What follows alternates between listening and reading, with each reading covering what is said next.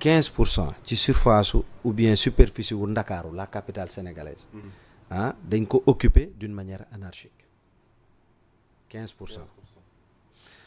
ñu toftal ci ne 7,2 millions déplacements moom mooy am d'une manière quotidienne. est-ce que dégg nga. ñu ne 35 heures de travail la ñuy ñàkk par an ci wàllu occupation anarchique.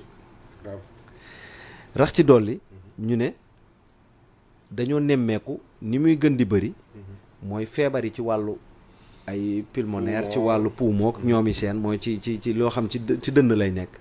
dafa gën a yokk. oto moo wàcce ñenn ñi. ay vague la ñuy def man je me suis dit oto moo wàcce ñii oto. fan la leen jëlee fan lañ jóge indi leen fii nii ba wàcce leen. ak itam lan la mission la ñii di dox. wala c'est quoi le problème quoi. man loolu bëgg naa kilifa yi